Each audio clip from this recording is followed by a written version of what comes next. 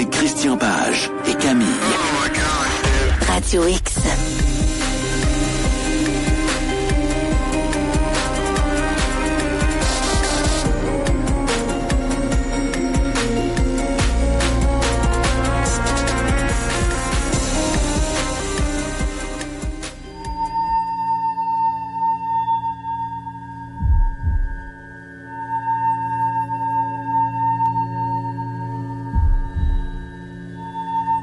Où est ma fille?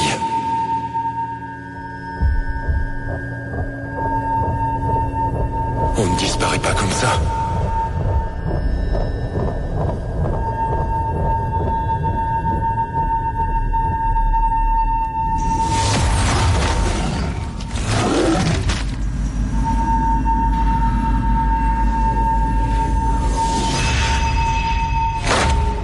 Il te rentre dans la tête. Comme un virus.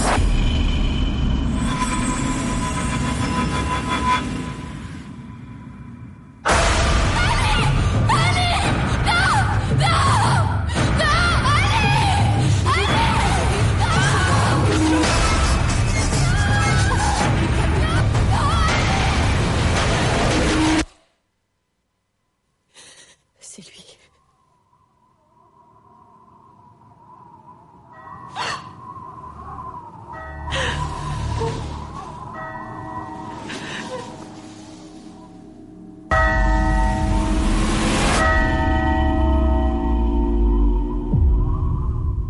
Tout pour qu'on pogne un saut. Chers auditeurs, désolé à ceux qui étaient en voiture, si jamais. Bonsoir et bienvenue sur les ondes de Choix Radio X. Christian, je te fais une confession. J'adore écouter les films d'horreur. J'adorais quand j'étais au secondaire et qu'il y avait au cinéma des spéciaux, des marathons de films d'horreur. Mais je t'avouerais que les bonhommes pas de face de même. Ça me fait peur un peu. Donc, tu nous parles du Slender Man ce soir. Oui, effectivement. Mais en fait, on va parler plus largement d'un phénomène qui s'appelle l'ostension. Là, je vais revenir sur qu'est-ce que c'est. Oh, et oui. on ne parle pas ici de l'ostension dans le sens de l'ostension religieuse, là, où on va présenter des reliques aux fidèles. Là, on va parler d'un phénomène qu'on appelle l'ostension, mais dans un cadre psychologique. Et le Slender Man est peut-être l'exemple parfait pour parler de ça. Donc, ce qu'on vient d'entendre, c'est effectivement la bande-annonce d'un film de 2018 intitulé Slender Man, qui est pas un film qui est extraordinaire, là, je dois l'avouer. Là, j'ai vu le film, puis bon, comme le sujet m'intéressait, j'ai regardé le film, mais bon, c'est ça. Hein? Il marquera pas l'histoire. Non, c'est pas un film qui va marquer l'histoire. Tu as mentionné un personnage sans visage. C'est effectivement l'image que l'on a de ce Slender Man. Ça me met mal à l'aise, ça. Ouais, oui, t'as tout à fait raison. C'est peut-être une des raisons pourquoi que ce personnage-là a bien fonctionné. Donc, pour les gens qui ne savent pas de qui on parle, le Slender Man, c'est un personnage qu'on retrouve un peu dans la culture fantastique extraordinaire. Et rappelle-toi, hier, quand tu me demandais est-ce qu'on sera dans le phénomène des possessions, ben, j'ai dit, écoute, c'est un peu comme un inclassable. C'est pas une possession, c'est pas en même temps la parapsychologie, c'est vraiment un inclassable. Le Slender Man, donc, il fait partie de l'univers du paranormal. Et principalement chez les jeunes. C'est un personnage qui connaît une certaine popularité dans un public relativement jeune, ados et jeunes adultes. C'est un personnage qui fait, si on regarde les descriptions qu'on en fait, il fait un grand personnage qui fait 2,50 m, 3 mètres de haut, là, si on voit le bonhomme, très très grand, des membres démesurés, hein, un tronc relativement normal, mais des bras et des jambes démesurés. Un grand flanc mou. Oui, et il n'a pas de visage. Hein, c'est simplement une espèce de bulle blanche, là, une tête blanche sans trait. Et ce qui le caractérise, c'est qu'il est généralement vêtu d'un costume noir avec une cravate ou une boucle rouge, hein, qui tranche beaucoup sur le personnage lui-même. Donc c'est assez horrifique, hein, un personnage 2,50 m, 3 mètres de haut, vêtu de noir.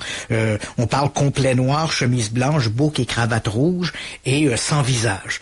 Donc c'est le personnage du Slender Man et si on se réfère encore une fois au personnage tel qu'on le décrit, de temps à autre, certains disent qu'il est entouré de tentacules qui semblent sortir de son dos. Donc, au-delà de ses propres bras, il aurait de 4 à 8 tentacules qui lui sortiraient du dos à certains moments.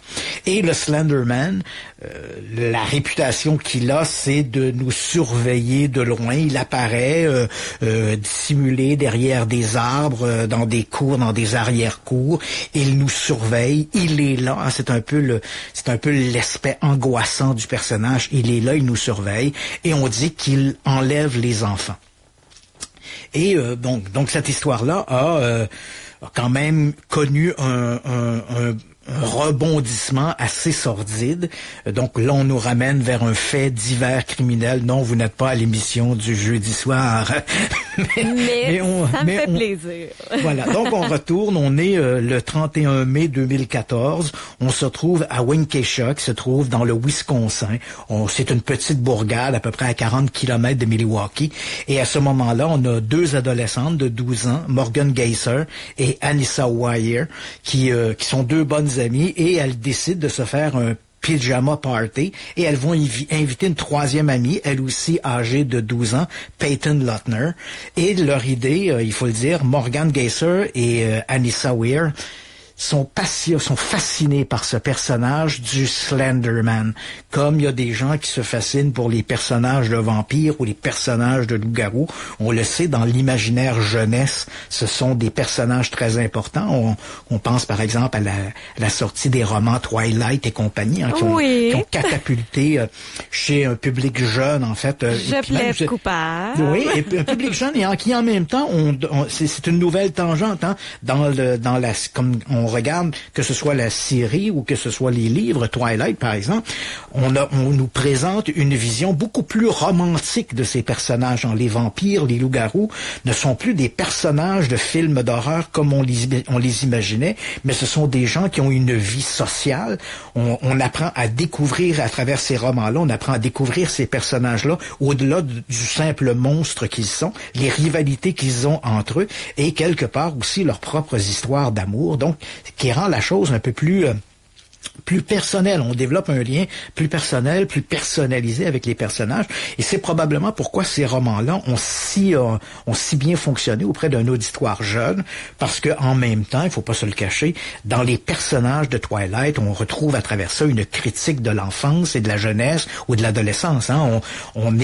Quel adolescent ne se sent pas à un moment donné un peu à part, pas compris, fait partie d'une communauté qui n'a pas de reconnaissance. Donc, les adolescents se reconnaissent un peu dans ces personnages un peu marginaux qui sont véhiculés dans ces romans. Donc, on a ces 2 jeunes filles, donc Morgan Geyser et Anissa Weier, qui ont 12 ans, qui sont passionnées par ce personnage du Slenderman qu'on retrouve, qui connaît un essor à travers l'Internet. On en parle beaucoup. C'est un peu comme les histoires, si on regarde dans l'univers de la cryptozoologie ou l'histoire des phénomènes extraordinaires paranormaux, il y a l'histoire des enfants aux yeux noirs, hein, dont on fera à un moment donné une émission à propos de ça, qui est très populaire dans l'univers du paranormal.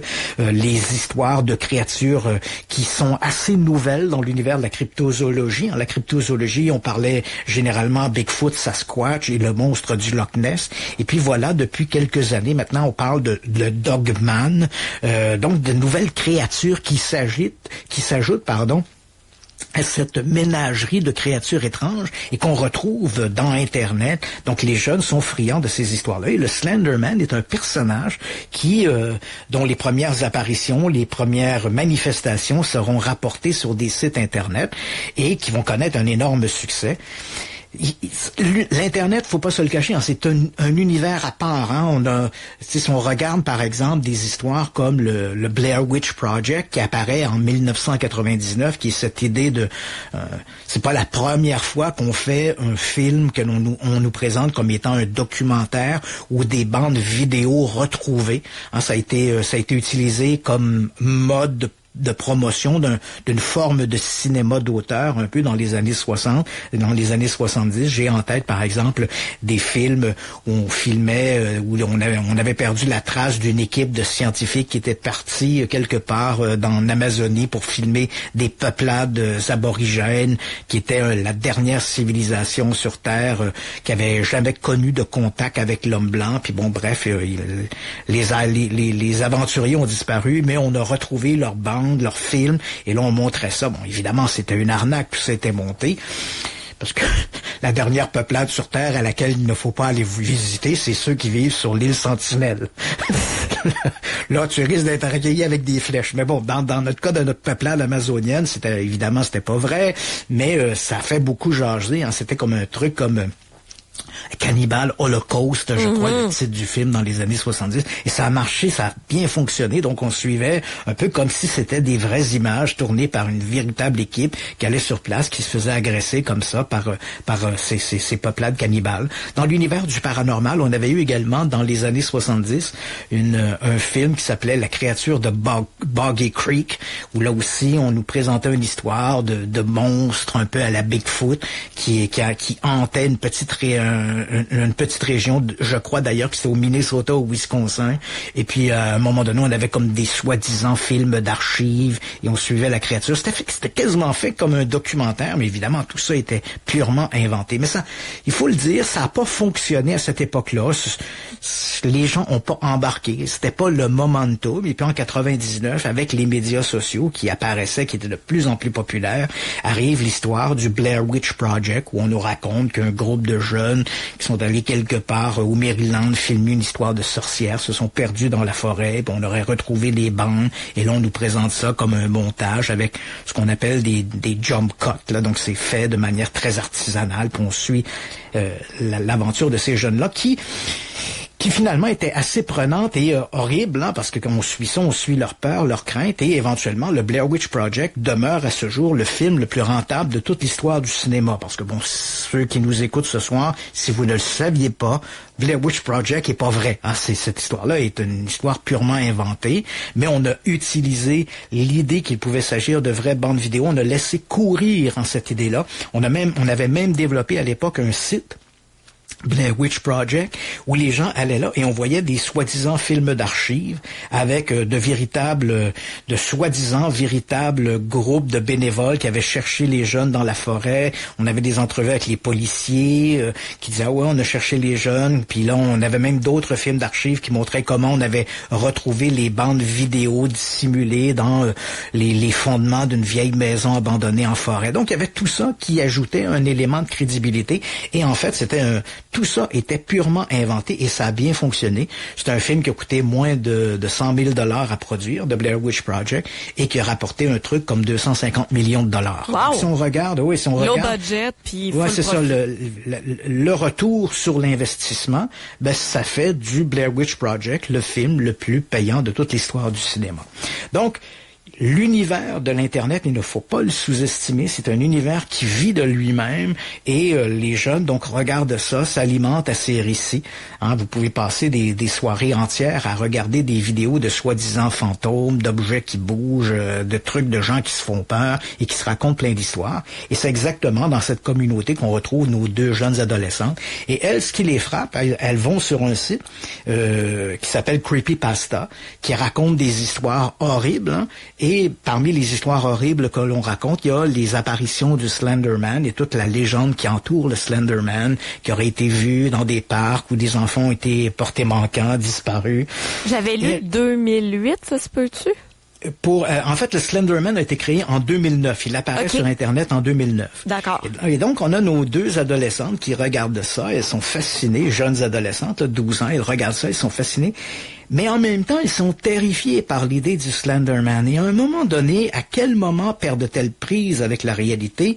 C'est difficile à dire, mais à un moment donné, elles se mettent à penser qu'elles doivent commettre un rituel, un sacrifice pour le Slenderman. Elles ont l'impression que le Slenderman leur parle et que le Slenderman leur dit que si elles ne commettent pas ce sacrifice, en fait c'est un sacrifice d'allégeance, hein, c'est pas dans le but de satisfaire une soif de sang ou assassiner une vierge pour le diable. On n'est pas dans cet univers-là. C'est vraiment une allégeance. Le Slenderman semble leur dire: prouvez-moi que vous m'aimez, prouvez-moi que vous m'appartenez, et la façon de me prouver cela, c'est de commettre ce crime, de commettre cet assassinat. Et si vous ne le faites pas, hein, on va même plus loin, si vous ne le faites pas, je vais m'en prendre à vous et à vos familles. Ouais, à vos proches. Donc, les deux adolescentes vont développer cette forme de psychose entourant cette idée du Slenderman. Elles ont toujours l'impression d'être surveillées, d'être observées lorsqu'elles vont à l'école. Elles en parlent entre elles. J'ai eu l'impression, en traversant le sentier près du boisé, j'ai eu l'impression que le Slenderman était là, il me regardait, il me voyait. Et peu à peu, dans cette psychose, elles vont arriver à cette fameuse soirée du 30 mai 2014, où elles décident de faire à la maison un pyjama party. Elles vont donc inviter une autre copine, Peyton Leitner, qu'elles vont inviter à la maison. Leur idée ce soir-là, c'est d'assassiner Leitner. Hein. Ils disent, lorsqu'elle va arriver, on va regarder des films, et puis on va l'entraîner quelque part là, dans le sous-sol, puis on va l'assassiner, puis on va l'envelopper dans une couverture, puis se débarrasser de son corps, puis on aura commis notre sacrifice pour le Slenderman. Mais éventuellement, elles diront plus tard, on a décidé de lui donner une nuit de plus. Donc, ils n'assassinent pas Peyton Leitner cette nuit-là. Elles attendent le lendemain matin. C'est quand même un peu étonnant de voir cette transition. Hein. Le matin, elles se lèvent, les trois fillettes, elles vont déjeuner. Elles sont chez Geyser. Les parents sont là. Elles parlent, elles déjeunent. Elles parlent avec les parents. Bon, qu'est-ce que vous allez faire? On va aller jouer au parc, etc. Il y a comme une espèce de dichotomie complètement entre ce qu'elles font, ce qu'elles présentent comme image, et ce qu'elles ont réellement en tête. Ils doivent être rongés de l'intérieur, ben voilà. Là. Donc, au moment où elles quittent la maison, elles vont prendre des couteaux de cuisine qu'elles vont dissimuler sous leurs vêtements et elles s'en vont au parc. Évidemment, tu as bien compris que Peyton Leitner, elle est pas au courant de ce qui se trame. Là. Elle est peut-être en train de vivre ses derniers moments sans le savoir. Donc, elles vont dans un parc et à ce moment-là, elles décident... On imagine là, un parc pour enfants avec une petite construction en briques au centre du parc où il y a des toilettes pour les garçons et filles. Donc, elles vont dans la salle de bain des filles et elles pensent à ce moment-là assassiner Leitner dans la salle de bain. Mais pour différentes raisons... il y a comme une pensée, c'est l'idée de la pensée magique. Hein. Elles disent à un moment donné, elles sont dans la salle de bain, elles demandent à Peyton Leitner de s'endormir. Ben là, elle a dit, pourquoi je m'endormirais? Parce que les deux assassins en devenir se disent que elles ont lu dans Internet que c'est plus facile de tuer quelqu'un quand il dort. Ah ouais. Tu peux pas arriver à dire à ton ami, ben, endors-toi donc, puis puis après ça, ben, pendant que tu vas dormir, sans y dire, là, on va t'assassiner. Fait que là, ça fonctionne pas. C'est un réflexe de survie comme moi, Christian, quelqu'un qui te dit ferme tes yeux, tu trouves ça louche. Oui, c'est ça, tu sais. Alors là, finalement, ça se passe pas comme elles voudraient, donc elles vont ressortir de là, elles vont s'avancer sur un petit chemin dans un petit chemin de sentier, et à ce moment-là, elles vont se jeter sur Peyton Leitner et elles vont la poignarder à 19 reprises. Et... Donc, elles la poignardent. Heureusement, elles la poignardent au bras et aux jambes. Elles vont la poignarder seulement 2 fois au thorax. Et c'est une maudite chance parce qu'elles vont passer à 1 millimètre d'une artère importante là, qui amène le sang au cœur. Fait qu'après 19 fois, elle est pas morte? Non, c'est ça. Donc, ils la laissent sur le terrain, hein, dans le sentier, et elle fuit. Et là, elles sont persuadées qu'elles ont commis leur fameux crime pour le Slenderman. Éventuellement, Peyton Leitner va réussir à se traîner en dehors, parce que bon, ils l'ont assassiné juste sur le bord du sentier. Mais après que les 2 fillettes se soient sauvées, Leitner va réussir à ramper et s'avancer jusque sur le sentier. Et là, il y a un cycliste qui passe à ce moment-là, il la voit, et contacte les autorités et la fillette, bon, les ambulances, les policiers arrivent, elle est envoyée à l'hôpital et évidemment, lorsque les policiers lui demandent est-ce que tu sais qui t'a agressé, ben évidemment, elle donne le nom de ses deux copines qui sont arrêtées à 8 kilomètres de là. Hein. Elles ont fui, mais lorsqu'elle les arrête, tu vois, encore une fois, on est dans cette espèce d'univers imaginaire. Peut-être qu'elles pensent également, elles ont laissé leur copine soit présumément morte dans le fossé, donc elles n'ont pas l'impression qu'elle pourrait être prise rapidement. Mais lorsque les policiers vont les arrêter, elles ont un sac à dos et dans le sac à dos, il y a l'arme du crime. Les couteaux sont là, ensanglantés, donc éventuellement, et elles sont arrêtées, amenées au poste et elles ne posent pas une résistance à ça. Elles sont amenées au poste et elles vont témoigner séparément de cette histoire de Slender Man qui, évidemment, étonne beaucoup les policiers qui, eux, n'ont jamais entendu parler de ça. Tu sais, elles disent, on l'a fait pour lui, mais qui, lui? On pense au départ à un tierce qui aurait motivé les fillettes à commettre un crime, mais non, et là, elle commence à parler du Slender Man, personnage un peu extraordinaire qui appartient à l'univers du fantastique, qui les aurait commandés de commettre ces crimes-là. Éventuellement, il faut savoir que les fillettes seront détenues pendant au moins 2 ans en institut psychiatrique dans l'attente de leur procès, parce qu'il y a un débat énorme à ce moment-là, parce qu'il faut savoir qu'au Wisconsin, pour un crime de cet ordre-là, c'est-à-dire une tentative de meurtre, il n'y a pas d'âge pour criminaliser un sujet. Hein. Dans d'autres États, tu peux pas criminaliser, tu peux pas criminaliser. Au Canada, par exemple, on peut pas criminaliser un enfant de moins de 12 ans. OK. Mais dans le cas où Wisconsin, on peut le faire. Et non seulement on peut le faire, mais dans cet État-là en particulier, dans d'autres États, c'est 14 ans. Dans le cas de l'État du Wisconsin, à l'âge de 12 ans, et c'est l'âge révolu de nos deux fillettes, elles peuvent être traduites devant un tribunal pour adultes. Ce qui veut donc dire que si elles sont reconnues coupables, elles auraient donc une peine de prison qui serait équivalente à celle qu'elles auraient obtenue si elles avaient commis leur crime à l'âge de 18 ans. OK, fait que ça pourrait être une peine de 25 ans? Ouais, c'est ça. Donc c'est pourquoi le procès est long. À survenir. Elles sont gardées en institut psychiatrique, elles ont des évaluations. D'ailleurs, les évaluations montrent que les deux jeunes femmes souffrent. L'une d'entre elles, Morgan Gayser, était visiblement plus atteinte que l'autre. Hein. C'était un peu la leader. Elle souffrait vraiment d'une forme de psychose. Et il y a un phénomène qu'on retrouve en psychiatrie qu'on appelle la folie à deux. C'est-à-dire qu'à partir du moment où quelqu'un vit une espèce de désillusion de cet ordre-là, qui est un fantasme, une psychose, elle va réussir à convaincre quelqu'un d'autre d'embarquer dans sa psychose et l'autre va finalement emboîter le pas et voir et entendre ce que l'autre lui dit de voir et d'entendre. Donc, dans le cas présent, d'ailleurs, Morgan Gayser, on va découvrir qu'il y a des antécédents de schizophrénie dans la famille. Donc, éventuellement, les deux jeunes filles sont gardées en prison en attente de leur procès. Je dis prison, mais c'est un institut psychiatrique. Elles seront éventuellement traduites devant le tribunal. Le procès est long à survenir parce que le procureur veut que les deux fillettes soient jugées pour tentative de meurtre, hein, parce que la victime a survécu, heureusement. On veut qu'elle soit accusée de tentative de meurtre et jugée par un tribunal pour adultes. Ce que leurs avocats, évidemment, refusent et demandent à ce que les adolescentes soient jugées par une cour pénale pour la jeunesse. Éventuellement, les avocats des accusés vont perdre et les fillettes seront accusées et jugées devant un tribunal pour adultes. Et encore une fois, les jeunes filles ne présentent ce qui est un peu... C'est vraiment troublant parce que elles racontent leur histoire de Slender Man. Elles n'ont aucun remords pour les crimes. On parle au moment du procès, là. Elles n'ont aucun remords pour la victime. Rien du tout. Hein. Elles sont vraiment dans cet univers-là du Slender Man.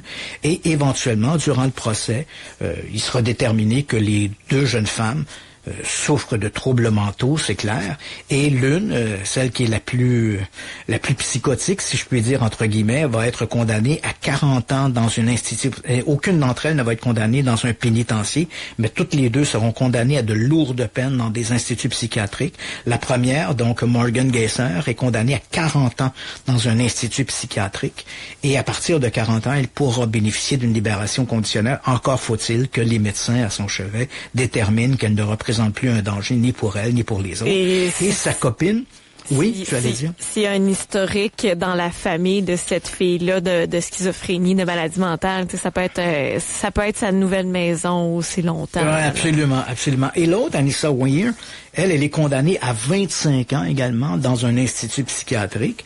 Elle est en fait celle qui a suivi la première. Hein. C'est elle qui est un peu qui a été l'élément qui s'est laissé convaincre d'entrer dans ce fantasme du Slenderman. Elle est condamnée à 25 ans en institution.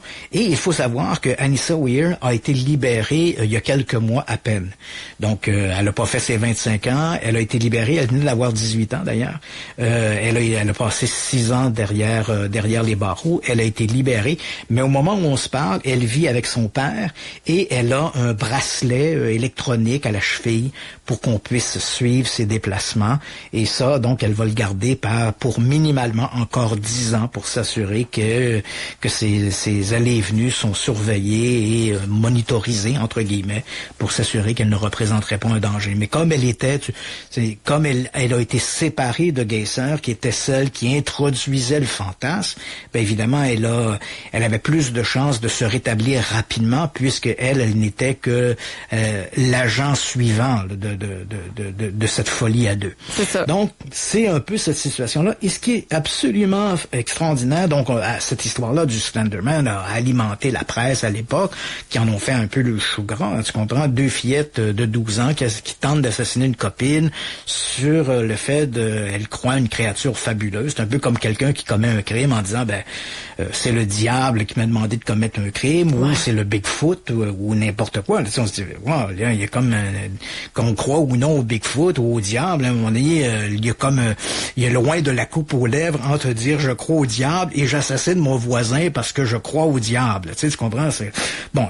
Et cette histoire-là, bien sûr, va alimenter énormément la presse. Il y a même un documentaire qui sera fait à HBO qui s'appelle Beware the Slenderman, où on raconte cette histoire-là avec des entrevues avec les parents, tout ça. C'est assez bien comme documentaire. On laisse beaucoup la place aux parents qui eux, n'ont rien vu venir, hein, parce que dans le fond, il n'y a pas que 3 victimes, il n'y a pas qu'une victime là-dedans, mais il y a les fillettes qui se sont laissées entraîner dans cette folie à deux, et il y a aussi les parents qui, eux, n'ont absolument rien vu, hein, et qui pourrait les en blâmer, tu sais.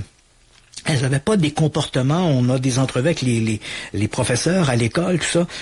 Il n'y avait pas de comportement qui était particulier. Tu sais, ce sont des adolescentes, puis comme n'importe quelle adolescente, elles ont parfois des comportements un peu aberrants. Elles vivent dans des mondes imaginaires, mais comme plein d'adolescentes de 11 et 12 ans. Là, c'est ça. S'il n'y a pas... Même le père de l'une d'entre elles disait, tu sais, je voyais dans ses cahiers d'école, elle avait dessiné le Slenderman, mais tu sais, le Slenderman ressemble aussi un peu au personnage de Jack, là, dans le dessin animé de Tim Burton. Là, oui, l'étrange Noël de Monsieur Jack. Voilà, Monsieur Jack, voilà, donc c'est un personnage noir. Donc, on est dans un univers qui est assez proche des adolescents, donc il y avait pas lieu de s'inquiéter, puis les fillettes avaient pas commis d'autres gestes criminels, on les connaissait pas pour avoir torturé des animaux ou quoi que ce soit du genre. Donc, les parents n'ont rien vu venir, et évidemment, tu comprends, lorsque les policiers ont frappé à leur porte en disant, ben voilà, on vient d'arrêter vos fillettes parce qu'on les suspecte d'avoir tenté de tuer une de leurs copines, ben évidemment, ça crée un choc. La question qu'on doit se poser ici, au-delà de l'aspect du crime lui-même, il y a beaucoup de choses qui ont été dites à propos du Slenderman, et le Slenderman est probablement, c'est difficile de trouver une histoire aussi définitive pour montrer l'effet de l'ostension. Hein, parce que le Slenderman, il faut le dire tout de suite, il n'existe pas. Il n'a jamais existé, le Slenderman. C'est un personnage qui a été créé en 2009 lors d'un concours de photographie sur l'Internet qui s'appelait Something Awful, et on demandait aux gens de faire des photos truquées, hein, un concours de photos truquées, mais qui était un peu terrifiante. Ouais, c'est ça, comme awful, comme c'est ça. Terrifiant, c'est épeurant. Hein? Okay. Donc on essaie de trouver des photos. Donc les gens vont prendre des photos, des trucages. Tu prends ta sœur un peu contorsionnée, puis tu vas la placer dans un décor comme ça, marcher au plafond. Tu vois le genre. Ouais, donc on fait beaucoup de ce genre de photos. On en a tous vu passer comme ça sur Internet. Hein? Et d'autant plus depuis l'avènement des films d'horreur japonais, hein, les fameux fantômes hommes japonais, souvent des fillettes avec les cheveux dans le visage et tout ça. Donc, on a beaucoup de photos comme ça qui ont commencé à circuler là, au tournant des années 2000 avec la sortie du film The Ring, qui est un film japonais qu'on a réadapté. Donc, on a vu plein de photos comme ça. Et voilà qu'un de ces personnes qui acceptent de participer à ce concours photo est un type qui s'appelle Victor Surge et qui lui est un passionné des romans de H.P. Lovecraft et des romans de Stephen King. Et là, il décide donc, en fait, c'est là son coup de génie, et on s'entend là qu'ici, il y a aucune malveillance, là. On est essentiellement dans un concours de photos pour se faire peur, là, on est loin d'imaginer jusqu'où ça va aller. Et lui, ce qu'il fait, et c'est un coup assez génial, au lieu d'essayer de créer une photo qui est super terrifiante de créatures bizarroïdes dans un lac, ou dans un boisé, ou dans une maison hantée, ce qu'il fait, il prend simplement il crée une histoire. Il prend une photographie d'enfants qui s'amusent. La première photo qu'il publie, celle d'un groupe d'enfants qui s'amusent, que l'on voit en premier plan. Donc, un parc, on peut s'imaginer un parc, des enfants en premier plan en train de monter dans l'échelle d'une glissoire. Et ils sont là, et ils se photographient visiblement par les parents. On les voit qu'ils regardent la caméra. Donc, une photo excessivement banale d'un groupe d'enfants qui s'amusent dans un parc. Et derrière, au loin, dans l'arrière-plan, on voit un arbre, et juste au côté de l'arbre, il crée son Slenderman qu'il met dans le paysage. Mais c'est un personnage secondaire, il est loin. Et là, il commence à raconter une histoire que cette photo-là provient d'archives qui ont été détruites d'ailleurs, dont les doubles sont entre les mains de la police. Et cette photo-là a été prise un après-midi. Là, il situe la date, l'endroit. Il dit, cette journée-là, 14 enfants ont disparu. Tu dis, mais mon Dieu, c'est quoi cette histoire-là? C'est des enfants ont disparu. Et là, éventuellement, il remet une autre photo assez semblable, mais là aussi avec des enfants. Et encore une fois, dans l'arrière-paysage, ce personnage du Slenderman. Et là, il dit, voilà, photo encore de la police où des enfants ont disparu. Et remarquez dans l'arrière-plan, ce personnage, qui est-il? Et c'est un véritable coup de génie. Ça fonctionne, mais à 100 000 à l'heure. Pourquoi ça fonctionne? Parce que tu l'as mentionné en début d'émission, c'est un personnage tout à fait horrible. C'est ça. On n'a pas besoin d'y mettre du sang, pas besoin d'y mettre des yeux globuleux, une bouche avec des dents qui sentent. C'est un personnage qu'on n'arrive pas à identifier. C'est une peur sur laquelle on est incapable de mettre un visage. Tu me dirais que Christian le Slenderman était l'homme-éléphant d'hier, je t'aurais cru aussi. Là, oui. Des apparences comme ça, atypiques, hors normes, c'était peur, hein? Ça rend mal à l'aise. Oui, le Slenderman, il a en lui les mêmes caractéristiques qui fait que tant de gens ont peur des clowns. Oui. Parce que le clown, c'est quelqu'un qu'on ne peut pas identifier. Il a pas, tu comprends, on voit ses traits, mais qui est le clown? On n'arrive pas à dire c'est Marcel, c'est Maurice, le clown, c'est n'importe qui. Et le Slenderman, il est n'importe qui. Et en même temps, cette idée-là de ce personnage qui fait disparaître les enfants, elle n'est pas étrangère à toute une mythologie. Quand on regarde, on a peur de voir nos enfants disparaître. C'est une peur qui est innée dans nos sociétés. Chaque jour, les parents sont toujours inquiets, les enfants vont au parc, on entend toutes sortes d'histoires monstrueuses, de pédophiles, d'enfants qui disparaissent. Et là, soudain, on associe ce personnage-là à une peur qui est viscérale. La peur de voir nos enfants disparaître, être torturés de quelque manière que ce soit. Et c'est une peur qu'on retrouve aussi dans la mythologie, dans le folklore. On se rappelle, par exemple, à la Renaissance, cette histoire du joueur de flûte qui avait débarrassé une ville de ses rats, puis quand on n'a pas voulu le payer, il est arrivé dans la ville, il a joué de la flûte, puis les enfants l'ont suivi, puis il les a tous noyés. Hey. Tu connaissais pas cette légende-là du joueur de flûte, oui. Oh mon Dieu! Donc, elle est la caractéristique même de cette peur de voir les enfants disparaître. Et Victor Surge va jouer sur cette carte-là. Probablement, il ne sait pas à quel point ça a bien fonctionné. Et en fait, il utilise une technique qui est souvent utilisée par Stephen King. Stephen King, dans ses histoires, il réussit à prendre des choses assez banales et les rendre terrifiantes. Et c'est un peu ce qu'il fait. Il prend un personnage, somme toute, qui est plutôt rigolo, À la rigueur, on pourrait dire c'est rigolo, mais il le place dans un tel contexte et il le déshumanise de manière telle qu'il le rend très inquiétant. Cette histoire-là, qui n'est rien d'autre qu'un concours de photos à l'époque, en 2009, concours de photos, merci, bonsoir. L'histoire de ce Slenderman, il a mis un peu la graine, il a créé un terreau qui va être fertile à l'imaginaire. Son histoire de ce mystérieux personnage qui apparaît sur des photos où disparaissent des enfants, elle est récupérée, repiquée sur un site qui s'appelle Creepypasta. C'est le fameux site sur lequel vont aller s'alimenter nos deux adolescentes en histoire d'horreur. Et Creepypasta est un très bon site. Hein? Là, c'est sûr qu'il a eu mauvaise presse parce qu'il a été associé à cette histoire-là, mais Creepypasta est un excellent site parce qu'il permet à des gens d'exploiter leur imagination et leur talent d'écriture.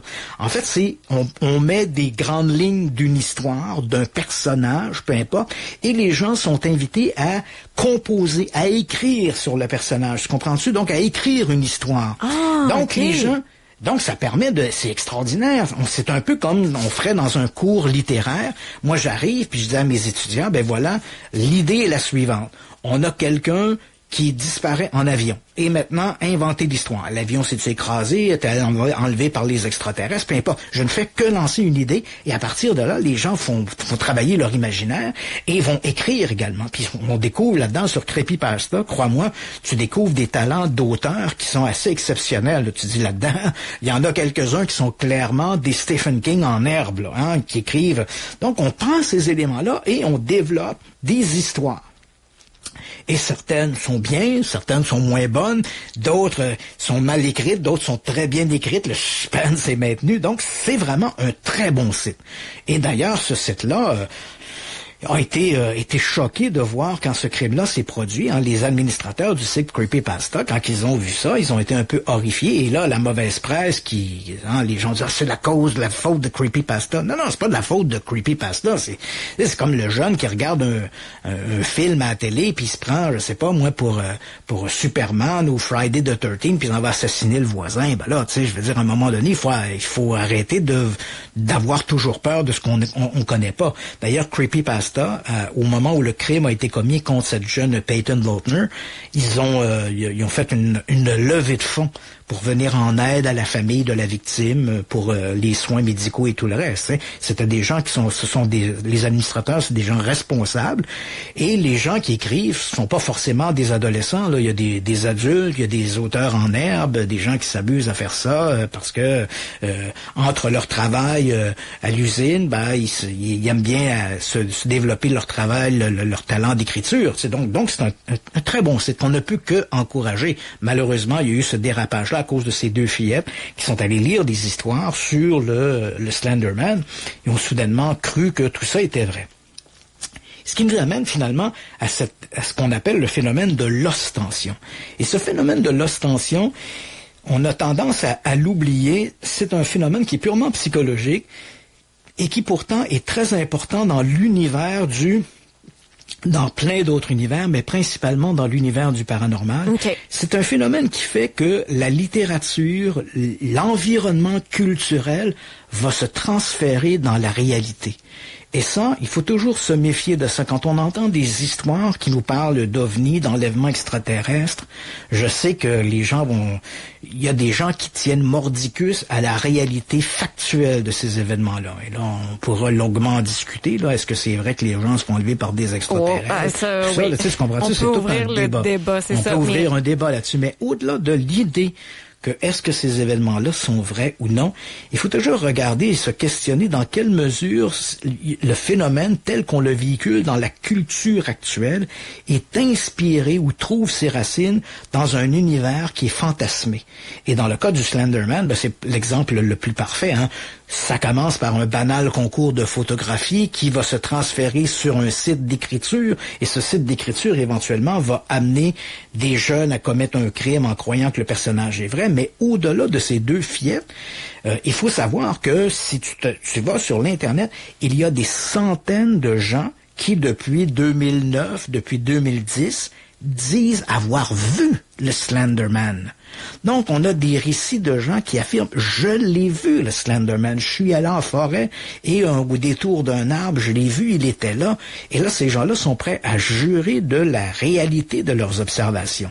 Mais c'est quand même surprenant. Tu dis, comment les gens peuvent-ils voir quelque chose qui a été purement inventé?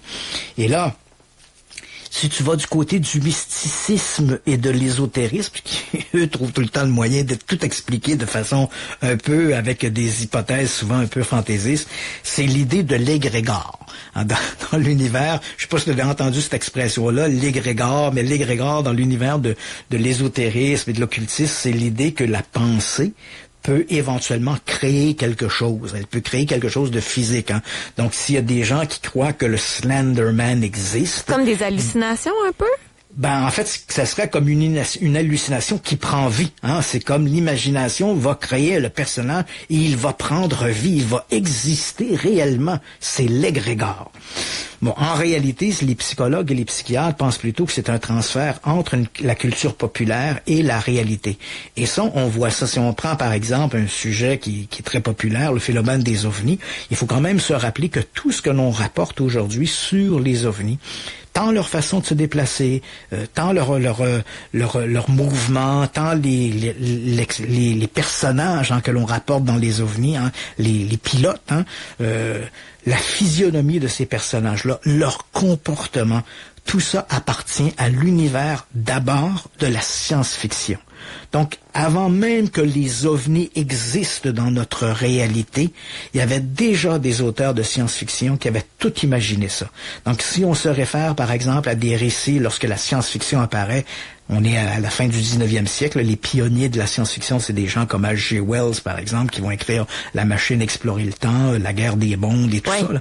Donc, on est à ce moment-là, on est au début de la science-fiction, et là, d'autres romans vont apparaître, L'homme invisible et tout le reste. Et déjà, dans l'imaginaire de ces gens-là, il se crée toutes sortes de concepts. Et rapidement, il y a les personnages, les envahisseurs de l'espace qui arrivent. On le voit déjà avec Wells quand il écrit La guerre des mondes. C'est des Martiens qui débarquent puis qui vont envahir le monde. Et là, peu à peu, ces récits-là sont repris. On les retrouve déjà dans les années 20, dans les années 30, dans de la littérature bon marché. Souvent une littérature qui s'adresse à un public plus jeune. On va voir apparaître aussi ce qu'on a appelé les pulp magazines. J'en ai déjà parlé. Pourquoi pulp? Ben parce que ce sont des magazines bon marché. Le papier est tellement de mauvaise qualité qu'on voit la pulpe du papier dans le papier. Donc, on appelle ça des pulp magazines. Donc, tu achetais ça ou ça sortait une fois par semaine, ça coûtait 5 sous. Puis là, tu avais des auteurs. Il y a plein d'auteurs qui ont commencé dans des pulp, qui ont écrit dans Astounding Story, Amazing Story. On pense à des grands auteurs comme Isaac Asimov, celui qui a écrit aussi les chroniques martiennes, son nom m'échappe, mais peu importe, des grands auteurs. On va essayer de trouver les chroniques martiennes. Oui, les chroniques martiennes, j'ai Ray Bradbury. C'est ça, Ray Bradbury. Donc, Bradbury et Isaac Asimov, entre autres, vont commencer à écrire également dans des pulp magazines, avant de devenir, même aussi Arthur C. Clarke va écrire dans des pulp magazines. Donc, ce sont des gens qui vont écrire dans ces magazines-là, qui vont éventuellement devenir des véritables pionniers de la littérature de science-fiction. Arthur C. Clarke, c'est celui qui a écrit l'Odyssée 2001, qui a été éventuellement adapté au cinéma en 69. Et Clarke a également travaillé sur le développement des satellites artificiels. Donc, c'est un génie à la fois dans la technologie, mais également un génie de l'écriture, dans la science-fiction. Donc, ces gens-là commencent dans des pulp magazines et ils ont une imagination qui est tout à fait débordante. Ils vont écrire plein de trucs qui vont fasciner le public. Et on va retrouver là-dedans toutes les grandes thématiques, des ovnis qui s'écrasent, des gens qui se font enlever par des extraterrestres, la création de communautés hybrides, mi-humaines, mi-extraterrestres. Donc, tout ça existe déjà dans un noyau de science-fiction dans les années 20 et les années 30. Et là, on est bien avant l'avènement des soucoupes volantes. Et quand les soucoupes volantes arrivent, encore là, on voit ce phénomène de l'ostension, c'est-à-dire que au fur et à mesure que notre propre technologie se développe, on voit le phénomène des ovnis. Puis je prends le phénomène des ovnis, mais on pourrait en prendre d'autres. On a parlé tantôt des créatures, Bigfoot et tout le reste. Là aussi, on pourrait regarder dans la littérature, les légendes, tout ce qui existe et comment ces légendes-là sont récupérées, se retrouvent finalement vivante dans une culture populaire. Mais le phénomène des ovnis étant probablement le plus riche parce que c'est celui qu'on discute le plus et probablement le plus de notre temps aussi. Parce que les soucoupes volantes, c'est de la technologie. Hein, alors que les fantômes, les créatures mystérieuses, ça appartient à des univers imaginaires, hein, comme les licornes, les fées, les farfadets. C'est intemporel, mais les soucoupes volantes, c'est un phénomène qui est très de notre temps. Hein, c'est de la mécanique. Et donc, on voit apparaître ces récits-là, déjà dans les années 20, années 30, Pulp Magazine, science-fiction, et voilà que lorsque le phénomène apparaît dans les journaux, où les gens disent, ben voilà, j'ai vu des ovnis, j'ai vu des objets volants mystérieux, ben on voit que la description qu'ils font, c'est une description qui est directement empruntée à la science-fiction. Ouais, populaire, en fait. Qui est déjà, oui, absolument, empruntée à la science-fiction, puis empruntée également. Et là, les gens diront, oui, mais peut-être que moi, mon grand-père, il lisait pas les Pulp Magazine. Non, mais ton grand-père regardait quand même The Twilight Zone, The Other Limits, donc des émissions de télé, parce que il faut savoir, hein, la télévision, d'abord la radio, hein, on a tous en mémoire l'émission de 1938 de Orson Welles qui avait terrifié l'Amérique là, en disant qu'on était attaqué par des Martiens. Là. Il a fait une adaptation radiophonique du roman de H.G. Wells, sauf que lui avait transposé son invasion martienne au lieu que, comme dans le roman, ça se passe à Londres. Orson Welles, lui, a fait atterrir ses Martiens au New Jersey. C'était plus proche. Puis là, ben évidemment, les gens ont cru ça. Donc, il y avait la radio qui a récupéré la science-fiction, mais très rapidement, parmi les émissions immédiatement qui vont s'imposer avec l'avènement de la télévision qui rentre dans toutes les maisons, ben c'est la science-fiction. Donc, on voit apparaître des héros et qui se battent contre des extraterrestres qui débarquent de mystérieuses machines volantes. Et on voit ces éléments-là se transposer dans la culture sur les ovnis. Et moi, je suis toujours un peu étonné quand je parle avec des ufologues que ces gens-là ne voient pas ça. Tu sais, moi, si tu regardes, par exemple, je te sortirais toute la littérature des années 50, où des gens disent « j'ai vu des ovnis, je suis allé dans un ovni ». Bon, aucun d'entre eux ne parle des tablettes. Tu te dis pourtant, on n'est pas si loin que ça, là, 1950, 2020, avec les tablettes numériques. Tu sais, il n'y a pas si longtemps que ça, là, il y a seulement 70 ans. Mais c'est vrai que en 1951, l'idée de la tablette, on pouvait pas imaginer ça. Or, les gens qui auraient allé, si les gens montaient à bord de vaisseaux spatiaux qui avaient des centaines d'années en avance sur nous, on aurait dû trouver des gens qui disaient, écoute, il y avait des affaires, il y avait comme une télévision qui passait à la main sur la TV, puis ça bougeait. Tu sais, tu comprends-tu, des trucs tout à fait extraordinaires. Mais non. Ce que les gens nous racontent, c'est une science-fiction un peu avancée, mais pas trop. Hein, les gens disent, je suis dans le vaisseau spatial, et là, bon, comment ça fonctionne? Ben, les extraterrestres, ils passent sa main sur un bouton, puis la porte s'ouvre. C'est étonnant, parce qu'à l'époque, le bouton, il fallait le soulever. Tu sais, on avait un bouton on-off. Là, on est plus loin que le bouton on-off, mais on est quand même dans le bouton. Hein, il passe sa main sur le bouton, puis là, ça s'allume ou la porte s'ouvre. Donc, tu vois que c'est une science-fiction qui est très proche de l'humanité actuelle, hein, de ce qui se fait à ce moment-là. On est juste un pas en avant. Et au fur et à mesure où la technologie va se développer, hein, les gens qui montaient à bord des soucoupes volantes des années 50 disaient que les extraterrestres, il y avait des portes qui s'ouvraient et qui se fermaient comme dans Star Trek. Et aujourd'hui, on est en 2023, les gens qui disent aller dans les soucoupes volantes, ben aujourd'hui, ils passent à travers les murs. Tu comprends? Il y a eu une progression, mais cette progression-là a été conséquente de notre propre progression à travers la littérature et la science-fiction. Et on ne peut pas, c'est ce phénomène qu'on appelle l'ostension. Donc, quel que soit le phénomène, puis je suis pas là pour dire non, il n'y a pas d'ovni, tout ça est de l'imaginaire. C'est bien possible qu'il y ait un phénomène ovni, mais il faut bien savoir que le récit que les gens font, ce récit-là, très souvent, il est emprunté à une culture populaire. Donc, il faut apprendre avant même de conclure, est-ce que Madame Urtibise a réellement été enlevée par des extraterrestres? Ben, il faut regarder son témoignage et dans quelle mesure son témoignage récupère des éléments de la culture populaire. Donc, ces éléments-là, on sait déjà qu'ils sont clairement de l'imagination. Et ça, malheureusement, les gens qui s'intéressent à ces phénomènes, que ce soit les ovnis, que ce soit les fantômes ou peu importe, ils ont tendance à regarder ça comme un tout, sans tenir compte justement de cette évolution. Puis on a un bel exemple, en fait, de ce phénomène de l'ostension qui se produit ces temps-ci. Et je t'en donne l'exemple, il est très, très patent. Depuis, je te dirais, 2017, regarde bien, là, suis bien le développement de la ligne temporelle. 2017, OK. Les médias, le New York Times, publie un article en disant, ben voilà, l'armée américaine reconnaît que certains de leurs pilotes ont vu des ovnis, etc. Et on met en ligne des vidéos. Et là, on se met à parler notamment d'un témoignage, le commandant David Fravor, qui pilotait un avion en 2004 lors de manœuvres au large de San Diego. Il y avait un navire qui était là, qui était le USS Nimitz, et il y avait toute une armada d'avions qui procédaient à des activités militaires, là, des pratiques militaires. Et là, Fravor raconte qu'à un moment donné, durant ces pratiques, ils ont détourné, il a reçu un ordre en disant, ben voilà, on détecte des ovnis, donc allez voir de quoi il s'agit. Et là, Fravor dit, je me suis lancé derrière cet appareil-là. Et il dit, à un moment donné, lorsque je me suis approché, j'ai vu l'objet qui ressemblait à un tic-tac, là, les fameuses pastilles. Là. C'est donc une espèce de réservoir cylindrique blanc qui avait apparemment pas de système de propulsion. Et là, il dit, voilà, cet objet-là était au-dessus de l'eau, puis il y avait comme un tourbillon dans l'eau, et puis voilà, il s'est éloigné très rapidement. Donc, le témoignage de David Fravor est publié, et là, évidemment, il y a eu des conséquences à ça, et les conséquences, on les connaît aujourd'hui. Hein, c'est la création au sein du département de la Défense, on en a parlé à maintes reprises, de ce nouveau groupe d'investigation sur les ovnis mandaté par le Congrès américain. Donc, il y a eu des conséquences à ça. Mais il y a eu une conséquence d'ostension que les gens ne semblent pas avoir remarqué. Et même les ufologues, hein, on dirait qu'ils voient pas ça. Et pourtant, il me semble, ça nous saute au visage. Depuis 2017, il y a un nombre considérable d'observations d'ovnis qui parlent d'ovnis tic-tac. Hein? Donc, là, je te dirais, au cours des 3-4 dernières années, l'ovni tic-tac est en train de remplacer toutes les autres formes d'ovnis.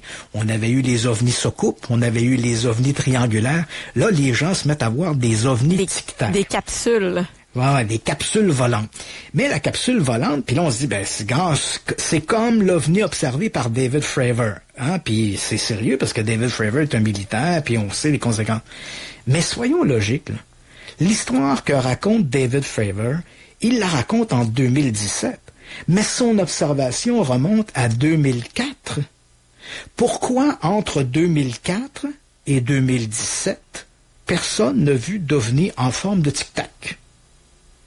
Tu comprends-tu? Pourquoi est-ce que, soudainement, les gens se sont mis à voir des ovnis en forme de tic-tac uniquement après que David Fravor ait raconté son histoire, qui a été rapportée dans les médias? Mais en réalité, au moment où il la raconte, son histoire est déjà vieille de 15 ans. Donc, depuis 15 ans, si c'était le nouveau modèle à la mode sur la planète X ou Y, ben, en 2005, 2006, 2007, même si le témoignage de David Fravor n'était pas connu à ce moment-là, il aurait dû y avoir une quantité de témoignages faisant référence à des ovnis en forme de tic-tac. Je dis pas qu'il n'y en avait pas, il y en a eu, hein, des cigares volants ou des cylindres volants, il y en a eu tout le long de l'histoire des ovnis. Mais ça ne se distinguait pas davantage, parce que les ovnis, ça a toutes les formes, mais si tu regardes dans les années 50 et 60, ben là, les gens disaient, on voit la forme la plus répandue, ben c'est la forme du disque volant, puis ensuite c'est le triangle, puis bon, il y avait des cylindres, mais si on regarde dans les années 50, 60, 70, les objets de forme cylindrique pouvaient correspondre à peu près à 5 ou 10% des observations d'ovnis rapportées. Peut-être parce qu'ils ont mis à jour leur modèle, c'est le modèle 2017, ou... Et voilà, et depuis 2017, là, cet objet cylindrique, là, qui représentait 5 à 10% des observations des décennies plus tôt, ben là, soudainement, il est devenu la forme la plus courante, la plus observée, et ça, depuis la publication du témoignage de David Fravor. Mais encore une fois, je le répète, le témoignage de Fravor, au moment où il le raconte, il est déjà vieux de 15 ans. Donc, entre le moment où lui voit cet ovni en forme de tic-tac en 2004, dans les années qui ont suivi, si c'était vrai, on aurait dû avoir une augmentation d'observations d'ovnis en forme de tic-tac. Pourquoi a-t-il fallu attendre le témoignage de David Fravor? Mais parce que notre imaginaire a besoin de la presse. Notre imaginaire a besoin des médias pour s'alimenter. C'était une source suffisamment crédible ou c'est quelqu'un qui cautionnait comme le narratif, je peux le dire de même? Oui, puis c'était pas la première fois. Donc là, on voit que les ovnis tic-tac apparaissent dans la littérature et la culture des ovnis à partir de 2017, alors qu'elle était à peu près, pas entièrement, mais à peu près absente dans les décennies qui avaient précédé. Et ça a été exactement la même chose qui s'est produite en 1900, à la fin des années 80. Hein. Jusqu'aux années 80, on avait des ovnis en forme de disque, puis bon, ça allait plutôt bien. Et puis voilà qu'en 1900, aux alentours de 1987, 1988, on se met à voir, en Europe en particulier, des ovnis en forme de triangle. Et principalement, il va y avoir une période qu'on va appeler la vague d'ovnis sur la Belgique, qui va aller de 1989 à grosso modo 1992. Donc à peu près pendant 3 ans, une quantité d'observations récurrente et importante au-dessus de la Belgique. Et l'ensemble des témoignages, regarde bien ça, comment c'est intéressant, le phénomène d'ostension ici. À l'époque, en Belgique, il y avait un groupement qui s'appelait la SOBEPS, un groupe d'amateurs d'OVNI. SOBEPS, qui voulait dire groupe d'enquête sur, c'était la Société belge d'études des phénomènes aérospatiaux non identifiés. Ça, c'était la SOBEPS. La SOBEPS avait remarqué à ce moment-là, quand la presse a commencé à parler de ces observations au-dessus de la Belgique, les journalistes avaient envie d'entendre parler d'OVNI en forme de triangle. Hein? Parce que une des toutes premières observations, c'était des policiers dans la région d'Eupen, en Belgique, qui avaient observé dans le ciel un ovni qui avait la forme d'un triangle. Donc, pour les journalistes, les ovnis triangulaires, c'était crédible. Les policiers avaient rapporté qu'ils avaient vu un ovni triangulaire. La SOBEPS, qui recevait au quotidien des observations d'ovnis d'un peu partout en Belgique, lorsque cette fameuse vague a commencé, il y avait des observations d'ovnis en forme de disque, des ovnis en forme de cube, des ovnis en forme de n'importe quoi. Ouais. Mais la presse, quand la SOBEPS appelait, en disant « Oh, on a une observation d'ovni qui s'est produite hier, par exemple, en banlieue de Bruxelles. C'est un ovni en forme de disque. » Les journalistes répondaient à l'autre bout du fil. Vous n'en avez pas en forme de triangle, parce que si vous n'avez pas en forme de triangle, ça ne nous intéresse pas. Ça ne fait pas un bon titre. Ça ne fait pas un bon titre. Mais si quelqu'un disait, ah ouais, on en a en triangle. Et la SOBEPS a compris, hein, elle bénéficiait de cette publicité, hein, une publicité qui était tout à fait inattendue. Alors la SOBEPS s'est mise à filtrer les observations d'OVNI qu'elle recevait, et les seules observations d'OVNI qu'elle rendait compte à la presse, ou bien, d'une part, pour intéresser la presse, ou bien parce que c'était les journalistes qui ne voulaient que ça, étaient essentiellement des ovnis en forme de triangle. Fait que tout le monde est un peu collabo là-dedans, parce que les journalistes aussi, avec leur choix éditorial, étaient un petit peu dans le game. Tout à fait. Et qu'est-ce qui s'est produit? Peu à peu, les ovnis au-dessus de la Belgique étaient tous des ovnis. En quelques mois, on a arrêté de voir des soucoupes, on a arrêté de voir des cubes, on a arrêté de voir n'importe quoi. On ne voyait plus que des triangles. Parce que c'est un peu comme la saucisse à grade. Plus j'en mange et plus j'en veux, plus on en parlait des triangles, plus les gens en voyaient. Et c'est amusant parce que les ovnis de forme triangulaire, qui ont fait leur grande apparition durant la vague belge, ils vont perdurer. Ça va demeurer une forme excessivement répandue. Donc, on a toujours la forme de l'objet plus ou moins en forme de disque. On a l'objet triangulaire, mais là-dedans, il n'y avait pas vraiment d'ovni en forme de tic-tac. Et puis voilà que depuis 2017, depuis la publication du témoignage du commandant Fravor, un témoignage, faut-il le rappeler, vieux de 15 ans, les gens se mettent à voir des ovnis en forme de tic-tac. Est-ce que, je te pose une question, c'est peut-être un peu champ gauche, mais pour revenir à boucler la boucle avec le Slender Man, qui est en fait une création Internet pratiquement. Oui, absolument. Tout à fait. Tu as sûrement entendu parler du Momo Challenge. Bien sûr. Est-ce que créature tout à fait effrayante, comme une espèce de poule avec un grand cou et un visage tout à fait monstrueux. Oui, c'est quasiment la fille du cercle sur le mètre, là, un peu. Je sais pas. Est-ce que on peut le citer en exemple, ça, pour l'ostension? Oui, absolument. Okay. Donc, ces phénomènes-là, ce sont des phénomènes qui connaissent une immense popularité, et il ne faut pas s'étonner qu'éventuellement des gens vont introduire ces éléments-là dans une culture généraliste et populaire. Donc, demain, après-demain, dans 6 mois, dans 3 ans, il faudra pas s'étonner si des gens disent, voilà, je suis allé en forêt et j'ai vu le Momo. Hein? Et là, soudainement, le Momo va prendre vie. Et pourtant, c'est une création qui purement, comme l'étaient les soucoupes volantes de la pulp, comme l'étaient les enlèvements extraterrestres, comme l'était le Slenderman, ce sont des éléments qui d'abord sont apparus dans une culture de science-fiction avant d'être récupérés dans notre réalité. Seulement, Maître, parce que là, il y en a qui posent la question, le Momo Challenge, ça a fait vraiment jaser. On en rit, mais c'est un défi, une espèce de on va dire, chaîne de malheur, là, parce que quand c'est souvent les adolescents qui étaient visés puis qui se partageaient ça sur les réseaux sociaux à la TikTok, Instagram et compagnie, je sais pas c'était quoi le défi qu'ils devaient faire, mais ça a amené à des suicides. Là, exact. D'accord. Ce sont ces éléments-là et quand on enquête sur le paranormal, il faut avoir une vue très très large. C'est peut-être un peu le reproche que je fais souvent des gens qui s'intéressent aux ovnis ou aux fantômes. C'est une quête noble d'enquêter sur ces sujets-là. J'encourage les gens à le faire. Oui. Mais il faut avoir un esprit très ouvert et regarder beaucoup plus loin que le simple phénomène qu'on nous raconte. Hein. Dans quelle mesure ce phénomène-là qu'on nous raconte est inspiré, puise dans une culture populaire ou etc. Et là, ça nous permet d'avoir une vision à la fois du phénomène lui-même, mais en même temps de son appartenance culturelle. Hein. Il faut toujours se rappeler qu'on ne peut pas évaluer un phénomène, quel qu'il soit, le diable, les fantômes, les extraterrestres, on ne peut jamais évaluer ces phénomènes-là en dehors de leur contexte historique.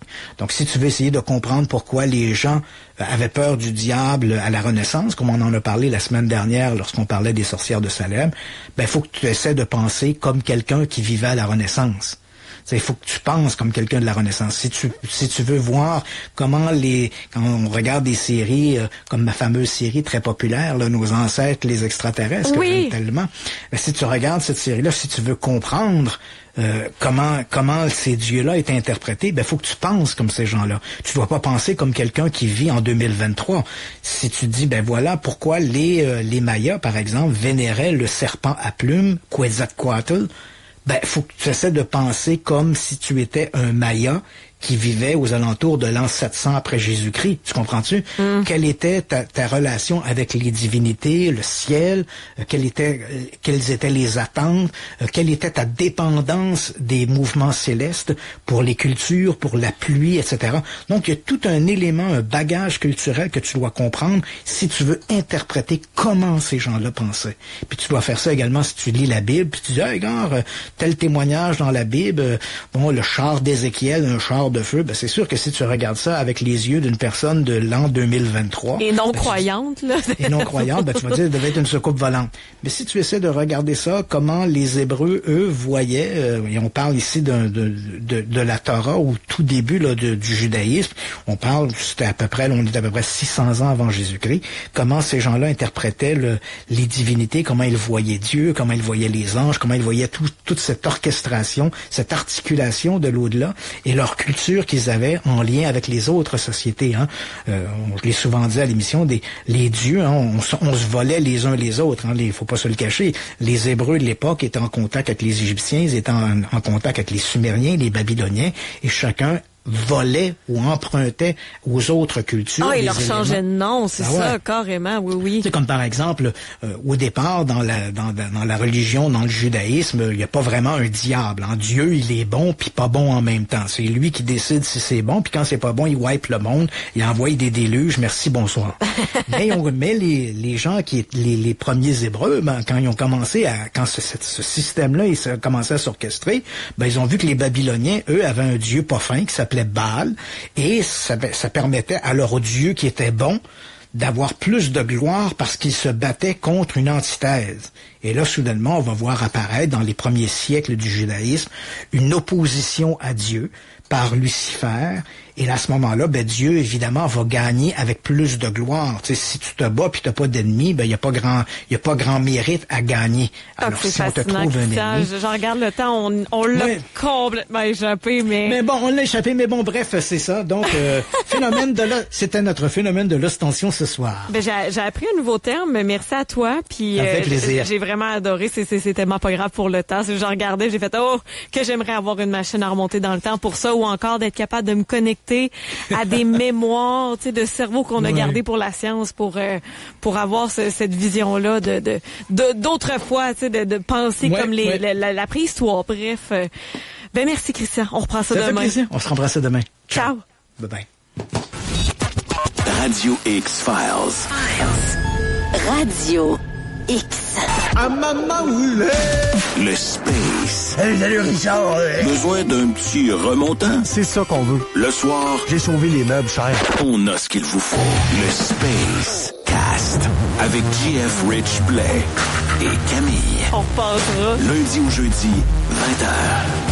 Radio X. Le Space Cast. Présenté par Bro Déménagement. Vous déménagez? Profitez d'un service de déménagement professionnel à prix abordable. Des déménageurs minutieux et un service simple et efficace. Brodéménagement.com. Ça peut être parce que la famille s'agrandit ou juste parce que t'aimes sortir des sentiers battus. Peu importe, si t'as besoin d'un VUS aussi polyvalent qu'économe, le Rogue 2023 de Saint-Nicolas Nissan, Montmagny Nissan et Paquette Nissan est parfait. Ça boit à peine 6,7 litres au 100 km sur route et ça ne mange pas tout ton budget. Loue sur 64 mois le Rogue SV édition minuit à 499 $ par mois avec léger comptant. Détail pendant l'événement testé à l'adrénaline chez Saint-Nicolas Nissan, Montmagny Nissan et Paquette Nissan. Les implants dentaires sont une solution permanente. Le Dr Steve Bernier, spécialiste et expert en implants dentaires, utilise les technologies les plus avancées pour une intervention précise et rapide. Consultation sans frais, financement sur place. drstevebernier.com.